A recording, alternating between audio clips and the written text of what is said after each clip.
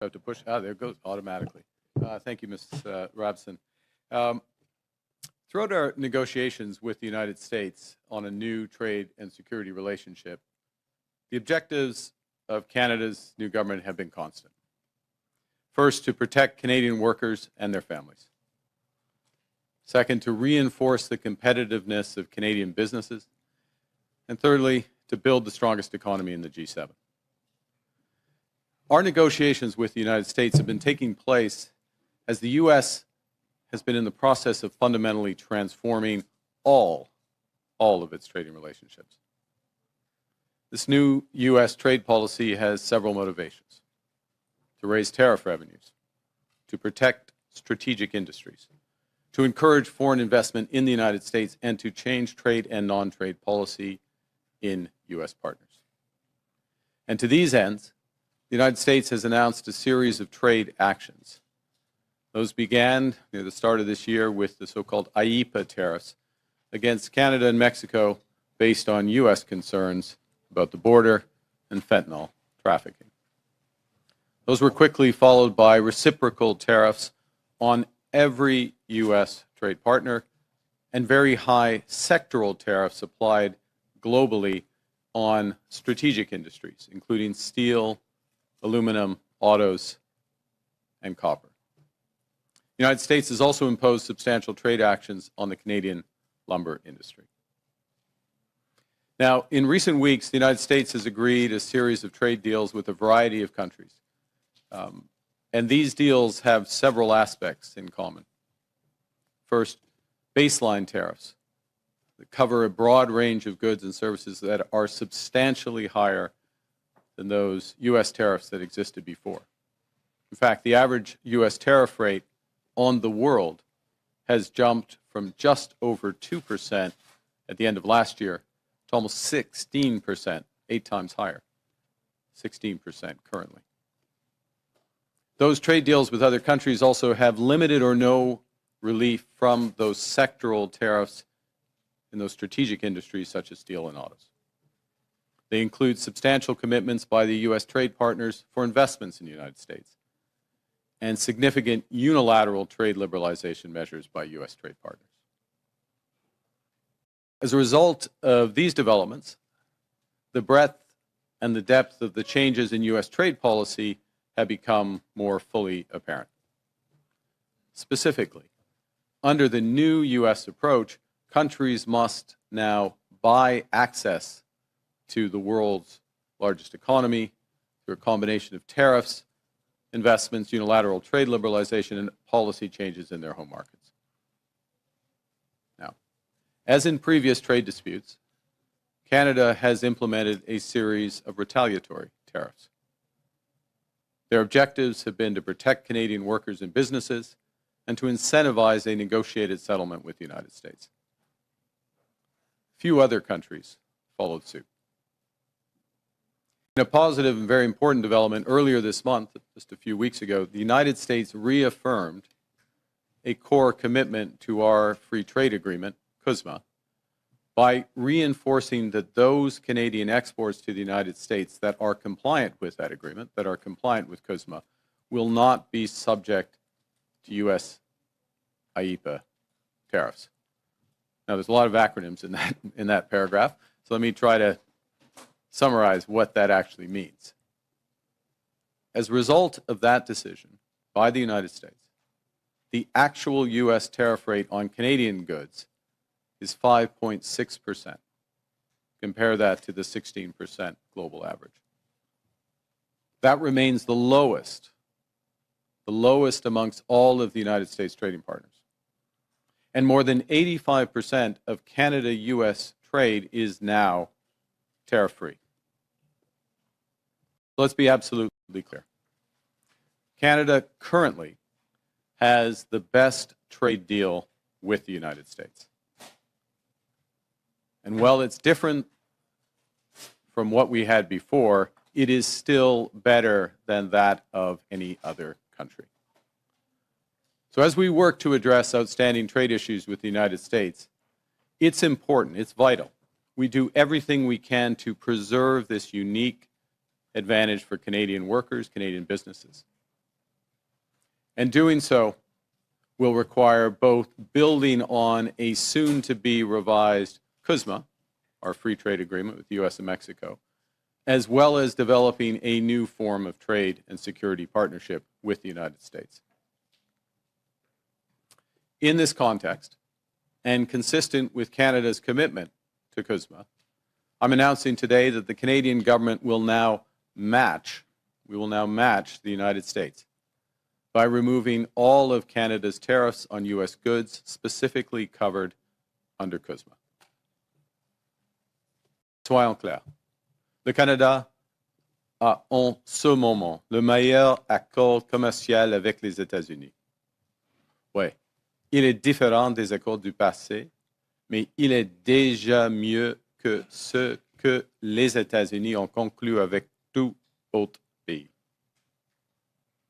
Nous nous affirmons à régler les enjeux commerciaux en suspens avec les États-Unis et pendant ce temps, il est important de faire tout ce que nous pouvons pour préserver l'unique avantage que nous avons pour les travailleurs canadiens et leurs familles. Nous devrons donc nous appuyer sur l'ACM, qui sera revu sous peu et nouer une nouvelle forme de partenariat de commerce et de sécurité.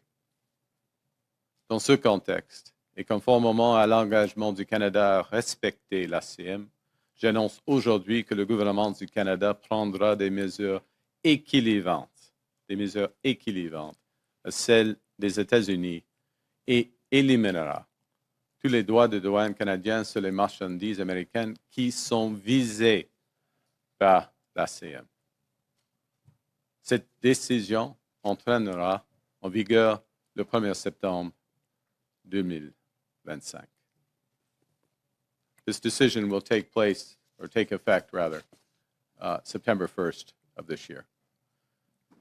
So in short, the situation we're in now is that Canada and the United States have reestablished free trade for the vast majority of our goods. Canada will retain our tariffs on steel, aluminum, and autos as we work intensively with the United States to resolve the issues there. Indeed, our focus is squarely on these strategic sectors and the future. The Canadian government will begin our preparations for the CUSMA review process that is due next year by launching new consultations starting next month to assess Canadian priorities in the new global trade environment. And in addition, following my conversation with the President of the United States yesterday, Canada and the United States will intensify our discussions to address current trade challenges in those strategic sectors and to seize major immediate opportunities for us both in trade, investment, and security. There are many such opportunities. Les États-Unis constituent l'économie la plus importante et la plus dynamique au monde. Et le Canada est l'un de ses plus importants partenaires commerciaux. Le Canada est le deuxième investisseur étranger en importance aux États-Unis et bon nombre de nos entreprises sont essentielles aux chaînes d'approvisionnement complexes qui stimulent la compétitivité américaine. Le Canada entreprend une transformation de ses capacités militaires de sécurité pour défendre les Canadiens et les Canadiens, des investissements qui créeront de nombreuses occasions d'établir de nouveaux partenariats en matière de défense et de sécurité. As we develop our new trade relationship with the United States, Canada will continue to take all measures necessary to support Canadian workers, our businesses, and our consumers. To address challenges in strategic sectors from agriculture to autos, the Canadian government will soon announce a new comprehensive industrial strategy that protects Canadian jobs, boosts Canadian competitiveness, buys Canadian goods, and diversifies Canadian exports. In parallel, we are focused on building our strength here at home, building Canada strong. The Canadian government will soon select the first in a series of new nation-building projects that will connect and transform our economy. We will catalyze investment and create higher-paying careers through our new defense industrial strategy. We'll transform Canadian strategic sectors that are being severely impacted by U.S. trade. We'll work to double the pace of home building in Canada, and in the process, create a new Canadian housing industry. And we will develop new and stronger partnerships throughout the world. For decades, as a result of a series of trade agreements, starting with the Free Trade Agreement of the 1980s, the Canadian and the U.S. economies have become steadily more integrated, continually more deeply connected. As I've emphasized in recent months, that steady process of integration is now over. And as a result, some of our historic strengths have become vulnerabilities. We can and must adapt to this new reality. That means concentrating on trade, investment, and security partnerships that preserve our sovereignty. And it means striking new trade deals that are robust to different economic circumstances, different governments, because of the mutual benefits to both countries. In all these ways, Canada will move from reliance to resilience, building our strength at home, developing new markets abroad, creating new opportunities for Canadian workers and businesses as we build the strongest economy in the G7. And with that, I look forward to your questions. Thank you. Thank you, Prime Minister. We will go to the room for one question and one answer. We will have 20 minutes for questions. We'll start with Valérie Gamache from Radio-Canada. Bonjour, Monsieur le Premier ministre. Bon vendredi après-midi. On comprend que depuis le début de l'été, vous avez fait plusieurs concessions. Il y a eu la taxe numérique, il y a eu le 5 % la cible de l'OTAN qui a été haussée. Aujourd'hui, il y a ces tarifs qui sont abandonnés. Avez-vous des garanties de l'administration américaine qu'avec ces concessions-là, on pourra en venir à une entente cet automne, par exemple, dans un délai raisonnable?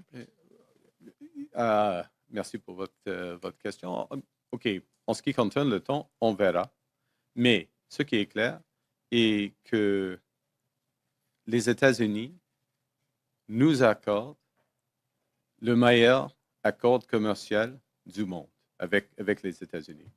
C'est-à-dire plus de 85 % de nos exportations aux États-Unis sont dans l'état de libre-échange. Ce qui est important maintenant, c'est le secteur stratégique. Et maintenant, aujourd'hui, le gouvernement du Canada harmonise avec les États-Unis en ce qui concerne ce montant des exportations, des importations au Canada. Et ça, c'est une base officielle, avec une décision officielle du président des États-Unis il y a 2 semaines. Deuxième point, c'est le moment de cibler nos efforts dans le secteur stratégique, l'acier, l'aluminium, les autos, le bois d'œuvre. Et il y a une possibilité, il y a l'occasion d'avoir un accord stratégique avec les États-Unis, un partenariat économique et de sécurité avec les États-Unis qui concerne ces secteurs-ci avant la revue de l'ACM. Parce que la revue de l'ACM va prendre 6 mois, peut-être 12 mois, peut-être 18 mois, on verra. Et c'est le moment de régler la situation avec les secteurs stratégiques. Merci. Okay, je pensais qu'on avait juste ça. Et justement, pour l'acier, l'aluminium, ces secteurs clés, quel est le message que vous avez pour les gens de cette industrie aujourd'hui? Oui, aujourd'hui, on garde encore les tarifs dans ce secteur. Premier point. Deuxièmement, nous venons de mettre en œuvre des initiatives, par exemple pour le secteur de l'acier, la liquidité pour les entreprises, le capital afin de renforcer la compétitivité des entreprises canadiennes, les nouveaux programmes d'approvisionnement pour l'acier canadien, des mesures pour les travailleurs dans le secteur de l'acier, par exemple. J'ai fait une annonce à Hamilton il y a 3 semaines. Et dans les prochaines, au début de septembre, nous allons dévoiler la stratégie de concurrence industrielle pour tous les secteurs qui sont affectés par la nouvelle situation tarifaire à l'échelle mondiale. Alors, nous soutenons maintenant et nous allons soutenir les ouvriers, les travailleurs, les entreprises dans ces secteurs. Ça, c'est clair. Kyle Duggan, the Canadian Press. Mr. Carney, thank you for taking our questions. Your critics are going to say that this is an elbows down approach, that you're backing down to Trump. What are you gaining by dropping these tariffs? So the first thing to say is, let's be clear. We have the best deal of anyone in the world right now. We have the lowest tariff rate on average, a little over 5.5% versus that 16% average for the world, and in many cases much higher. We have that confirmed in an executive order of the president a few weeks ago. It's important that we preserve that. It's important that we preserve that while we focus on 2 things: the strategic sectors, steel, aluminum, autos, lumber, and we focus on the upcoming review and likely changes to CUSMA. So we are matching something the Americans have done here first. And it's very significant, it's unique, we get the benefit. The second thing is, and I'll take your analogy, and I have played some hockey over the years, and there is a time in a game, in a big game, and this is a big game, when you go hard in the corners, your elbows up. The time in a game, we drop the gloves in the first period and send a message. And we've done that pretty uniquely in the world. We happen to have the best deal with the Americans right now. I'd note. But there's also a time in a game where you want the puck, you want a stick handle, you want to pass, you want to put the puck in the net. And we're moving later into the game, and we're at that time in the game. And that's where the engagement is. Thank you. And the German government says that you're going to Berlin next week. Can you tell us why you're going to Europe and what you're hoping to accomplish there? I'm very much looking forward to meeting with the Chancellor, members of his cabinet, a number of German businesses next week, next Tuesday. And it's picking up on discussions that we have had since we first met in Rome and in April. Subsequently at the G7 and along the way, about how we can deepen our economic and security partnership with Germany, how we can turn the opportunities that exist already under CETA, our free trade agreement with Europe, but also across broader areas, and how we work and develop those. So I have a broader delegation with the Minister of Natural Resources, for example, will be there. The Minister of Defense will be there. The Minister of Industry will come as well, because there's a broad range of areas from critical minerals to energy and defense and security where we are intensifying our discussions with Germany. Many opportunities. As I say, it started in the spring, moves with this meeting. And we have a good partnership. Canada has a good partnership with Germany. It's been built up over the years, but it can be much, much better. And I'm confident that with this Chancellor and the focus of our government that it will be. Thank you. Mackenzie Gray, Global. Good morning, or good afternoon now, Prime Minister.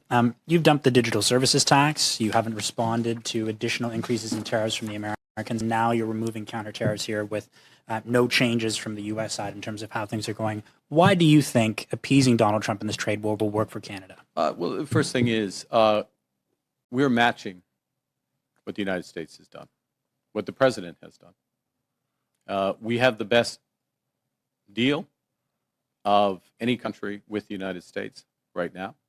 85% of our trade is tariff-free. We are taking this step, which doesn't include the strategic sectors, but matches what they have done. It's in the spirit of CUSMA, our free trade agreement with the U.S. and Mexico, and it gives a good foundation to build on that. That's the first point.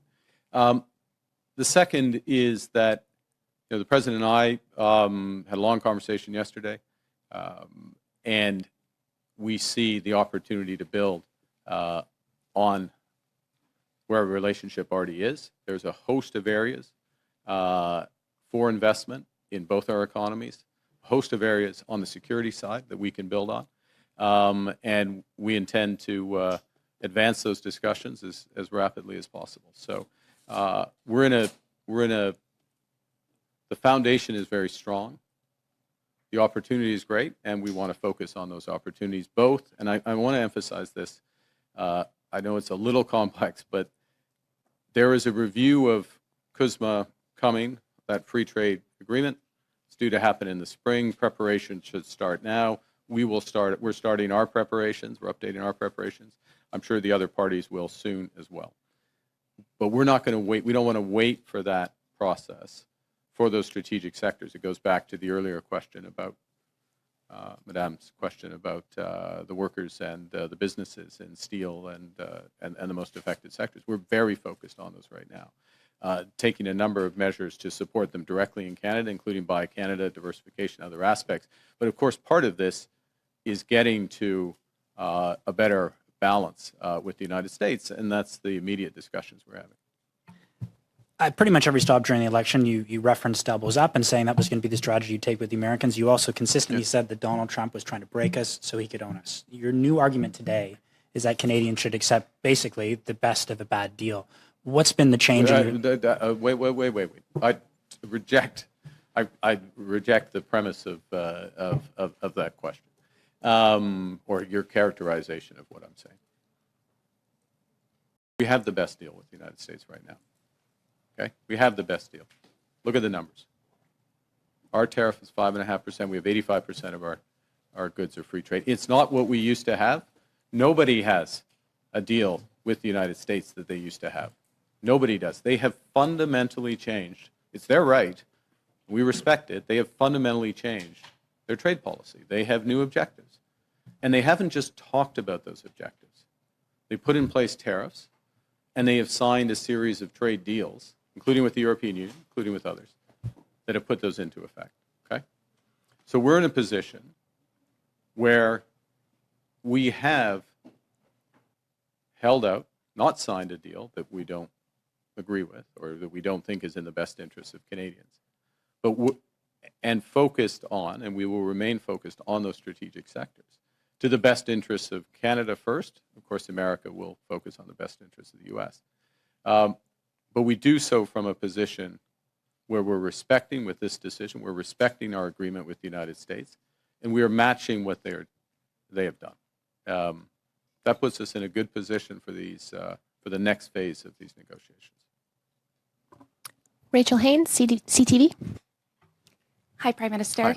Rachel Haynes from CTV.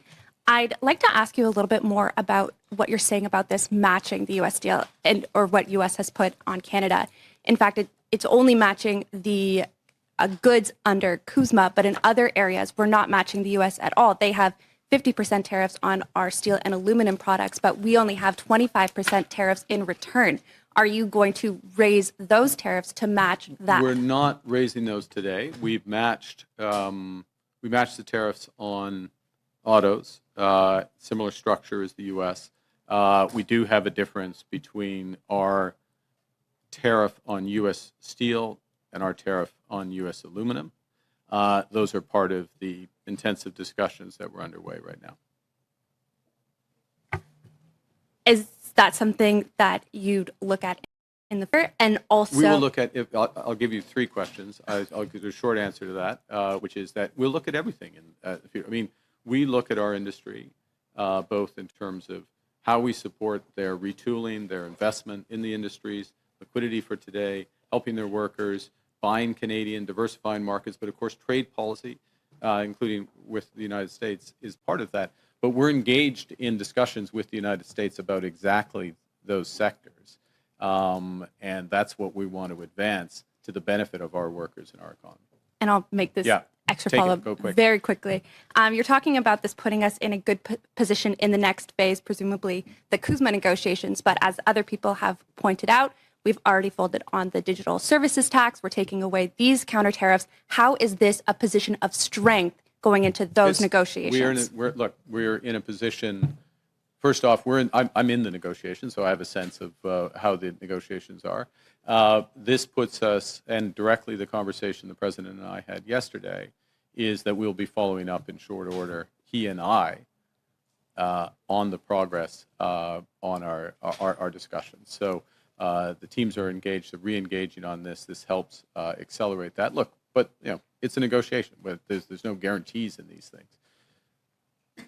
But the basis of this is we're matching what the United States has done. Okay, we're matching what the United States has done. We're putting ourselves in a position which is consistent with CUSMA, right?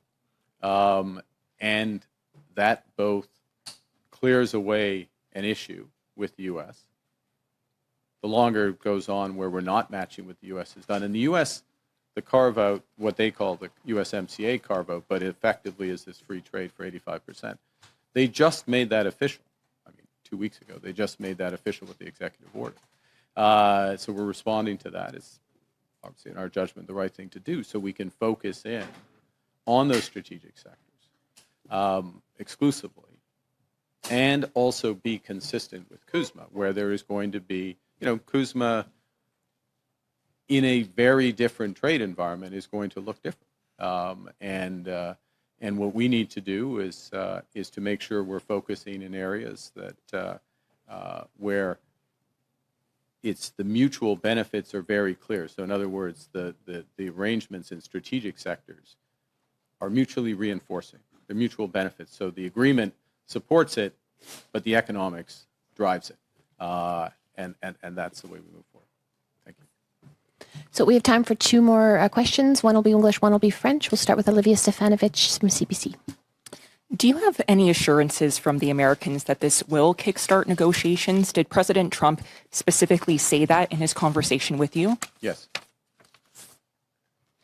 And what do you say to premiers who have called for stronger retaliatory measures against the U.S.? Yeah, let me say something general, and then I'll be more specific, which is that I want to salute the premiers, and particularly those, some provinces are affected more than others because of the sectoral nature of these tariffs. And I want to salute those premiers for the collaborative way we've been able to work together and the focus on the workers and the businesses themselves. And there's a combination of support for the workers and businesses, such as we provided in the steel sector, liquidity, capital, by Canadian at the federal level, at the provincial level across, and working in collaboration, for example, in steel with the province of Ontario. In the end, what we all want is to make sure for those strategic sectors that they get fair access to the U.S. market. And what we're doing, again, is matching what the U.S. is doing. That's fair. It's fair to match what they've done. And it puts us in a better position to focus in on exactly those sectors, work for it. So sometimes, to go back to the earlier question, you drop the gloves in the first period. When you're late in the game, dropping the gloves and taking the extra penalty might not be the best thing to do. And that's the situation we're in now. And our last question will come from Olivier Boisé from TVA. Bonjour, Monsieur le Premier ministre. Bonjour. Vous dites on a la meilleure entente du monde avec les États-Unis. Le Mexique a aussi l'ACEUM. Eux ont eu un sursis de 90 jours pour les tarifs du 1er août. En quoi notre situation est meilleure que celle du Mexique? C'est une question du montant, premièrement. Et c'est le calcul du gouvernement du Mexique que le Mexique est dans le deuxième meilleur accord du monde. Oui, ils ont fait le calcul, nous sommes d'accord avec cela. C'est la raison et quel est le montant des exportations qui accordent avec l'ASEAN. C'est plus grand ici au Canada, c'est plus de 97% maintenant au Canada. En effet, c'est toutes nos exportations sont d'accord, sont d'accord avec l'ASEAN, sauf dans le secteur stratégique. Premier point. Deuxième point, oui, comme je viens de dire à Madame, nous recommençons les négociations. On va intensifier les négociations. Ça, c'est la conversation que j'ai eue avec le président hier. Hier, le compte-rendu avec le président de la situation en Ukraine. Est-ce que vous avez discuté d'un rôle éventuel pour le Canada dans les garanties de sécurité qui ont été discutées lundi à Washington en votre absence? Puis si oui, quel pourrait être le rôle du Canada? OK, c'est une bonne question. C'est une question très délicate et c'est une question fluide. Premier point. Deuxièmement, j'ai eu des conversations avec la coalition de la volonté, c'est-à-dire le Royaume-Uni, la France, l'Allemagne, l'Italie, le Canada et plusieurs d'autres, l'Australie et Nouvelle-Zélande, le Japon et puis des pays européens. Et nous avons fait de préparation avec cette coalition en ce qui concerne les garanties de sécurité. Notre chef de force canadien, elle participe dans toutes les discussions de la coalition de volonté, y compris les discussions avec les Américains. Alors, nous sommes en train de, c'est délicat, nous sommes en train de développer l'aspect tangible des garanties de sécurité. Mais ce qui est clair, on commence avec des forces armées ukrainiennes robustes. Il faut être robuste, l'armée ukrainienne. Mais il faut avoir des garanties sur la terre, dans l'air et sur la mer. Oui. Et quel sera le rôle du Canada et puis d'autres pays, et avec une backstop, en effet, avec les États-Unis. Ça, c'est la question. Mais j'ai eu des conversations, oui, y compris avec Monsieur le Président Trump pendant les dernières semaines. On fait de progrès.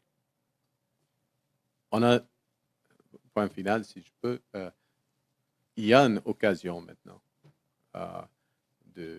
d'arrêter ce guerre horrible, injustifiée, illégale, causée absolument par M. Poutine. Et les garanties de sécurité, c'est un aspect essentiel afin d'avoir de la paix. Mais on verra. Et le rôle des États-Unis est primordial. Le rôle du Canada sera important. Okay. Merci. Just the last bit or the... okay. I'll try and be quicker, which is that we are participating through the Coalition of the Willing, which is this broader group, 30 countries, France, the UK, Germany, Italy, Canada, Australia at the core. Okay. We've been participating in that for several months. Our Chief of Defense staff has been participating directly in the smaller group within that Coalition of the Willing that is developing models for security guarantees, as has our National Security Advisor.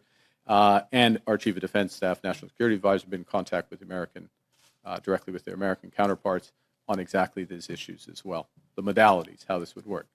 It's a fluid situation, it's a delicate situation, so I'm not going to describe specifics, except to say that obviously it starts with any security guarantee, starts with a robust Ukrainian army, and that means weapons, that means training, that means viability, and we're talking about after some cessation of hostilities. Secondly, it means that there has to be security on the land, in the air, and in the sea. There's a role potential for the members of the coalition to provide support for all of those elements. We'll see what role Canada might play within that, within a broader group. And of course, there's an essential role of the United States as a backstop to whatever's provided through the coalition of the willing and by the Ukrainians. As well, I finished by saying that the actions of the United States are fundamental, they're essential. The actions of the President have created an opportunity for peace and the end of hostilities in this senseless war, this unjustified war, this war entirely caused by Putin's aggression. And security guarantees are one element of that. Shockingly, I repeated myself. The U.S. being essential there. But Canada having an important role. Canada has the potential to have an important role. So we're very engaged in these sets of issues. And I think the final component was the President and I have exchanged views in and around this. We'll continue to do so. Okay. Thank you. That concludes today's press conference. Thank you very much.